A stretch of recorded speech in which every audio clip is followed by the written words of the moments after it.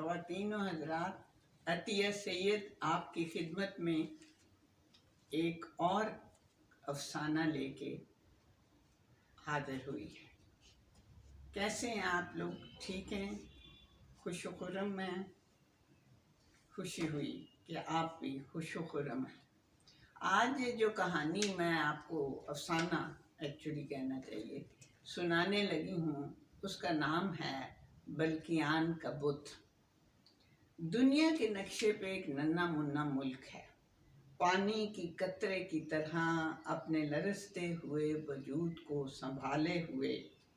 شاید وہ آپ کو ڈھونڈے سے مل جائے، ہو سکتا ہے کہ نہ ملے۔ یہ ملک خشکی میں محصور ہے، اس کے گرد پہاڑی سلسلے کاش در کاش پھیلے ہوئے ہیں۔ پہاڑ، پتھریلے میدان، چٹیل بے آب و گیا، بادل نامہربان، بارش رتوں سے روٹھی ہوئی، یہاں وقت چٹانوں میں فوسل کی طرح منجمد ہے۔ احمد شاہ کے گھر کی دیواریں پتھروں سے چنی تھیں اور ایک کمرے پر مشتمل تھیں۔ ایک کونے میں پتھروں کا چولہا تھا جس میں لکڑیوں کی مدد سے آگ لگائی جاتی تھی۔ اس پر کھانا بھی بنتا تھا اور جاڑے میں آگ بھی سینکی جاتی تھی۔ احمد شاہ پلوٹھی کا بیٹا تھا۔ جب اس نے پیدائش کے کچھ عرصے بعد آنکھ کھولی تو اس کے ارد گرد ایک کہر سی چھائی تھی۔ آہستہ آہستہ اس کی بصارت صاف ہونے لگی تو سب سے پہلے اسے دو آنکھیں دکھائی دیں، زمرد کی طرح سبز مگر جذبے سے گداز۔ یہ جذبہ اس کی سمجھ سے باہر تھا، لیکن اس کے سرور سے اس کا جسم سرشار ہو جاتا تھا۔ وقت گزرنے کے ساتھ ساتھ احمد شاہ کو ماں کا پورا چہرہ دکھائی دینے لگا اور یہ احساس بھی ہونے لگا کہ وہاں ایک اور ہستی بھی ہے، اس کے باپ کی۔ احمد شاہ پاؤں پاؤں چلنے لگا۔ وہ کمروں میں گھومتا پھرتا اور باہر بھی نکل آتا۔ اب اس کے کان بھی صحیح طور پہ کام کر رہے تھے۔ اکثر اسے سماعت بتاتی تھی کہیں دھماکے ہو رہے ہیں اور گولیاں بھی چل رہی ہیں، اور وہ بہت دور گرد اور چیلیں آسمان پہ منڈلاتے ہوئے دیکھ رہا تھا۔ ایک دن احمد شاہ کو بڑی خوفناک آوازیں سنائی دی۔ اس کا باپ جو ان دنوں گھر پہ تھا، عقاب کی طرح اپنی رائفل لے کے لپکا باہر کی طرف۔ احمد شاہ جس کی ٹانگیں مضبوط ہو چکی تھیں اور جو اب دوڑنے کے قابل تھا، اس کے پیچھے پیچھے باہر گیا۔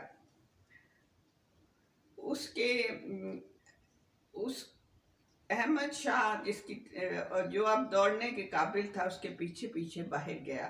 باہر نکل کر اس نے دیکھا کہ ایک اجنبی پہیوں والی عفریت گڑگڑاتی دشت کی پہنائیوں میں اس کے گھر کی طرف بڑھ رہی ہے۔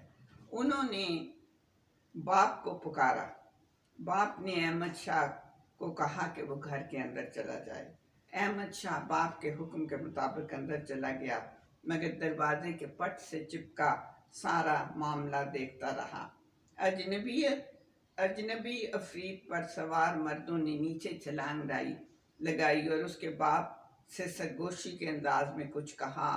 احمد شاہ کو پتہ نہ چل سکا کہ کیا باتیں ہو رہی ہیں، لیکن ان کی باتوں کا یہ اثر ہوا کہ اس کے باپ کے چہرے کی سختی میں اضافہ ہو گیا۔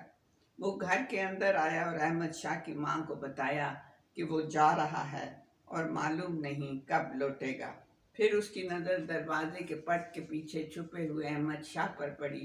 چند دھائیوں کے لیے اس کا چٹان جیسا وجود پگھل سا گیا۔ اس نے اسے گلے لگایا اور پھر وہ چلا گیا۔ بہت دن، ہفتے، مہینے، سال گزر گئے، لیکن باپ لوٹ کر نہیں آیا۔ ماں چپکے چپکے اس کی یاد میں روتی رہتی، مگر جب احمد شاہ کی طرف دیکھتی تو فوراً آنسو پونچھ کر ہنسنے لگتی۔ وہ بہت سے سوال احمد شاہ کے سر اٹھانے لگے۔ وہ پوچھتا بابا کہاں ہے؟ ماں کہتی لڑنے گیا ہے۔ کس سے؟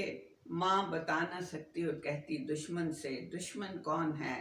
ماں لاجواب ہو کر چڑ جاتی اور ادھر اسے ڈانٹتی۔ وہ سہم جاتا، مگر آہستہ آہستہ اس کے ذہن نے خود ہی یہ نتیجہ نکال لیا کہ جس طرح اسے معلوم نہیں کہ دشت پر بادل کیوں برستا نہیں، دشت کو گھیرے ہوئے پہاڑ کیوں سرسبز نہیں، اسی طرح اسے یہ بھی معلوم نہیں ہو سکتا کہ اتنے لمبے عرصے سے وہ کیوں جنگ جاری ہے جس میں حصہ لینے اس کا باپ گیا ہے، اور وہ کیوں ہو رہی ہے اور کس سے ہو رہی ہے، مگر ایک بات یقینی تھی کہ وہ ہو رہی ہے اور ہوتی رہی۔ شکریہ۔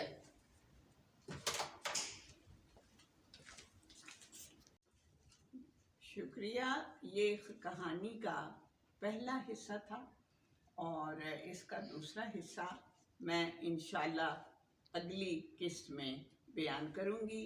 اس کہانی کا نام ہے بلقیان کا بت، جیسے کہ میں نے آپ کو شروع میں بتایا، اور یہ میری کتاب دشت، بارش اور رات میں ہے۔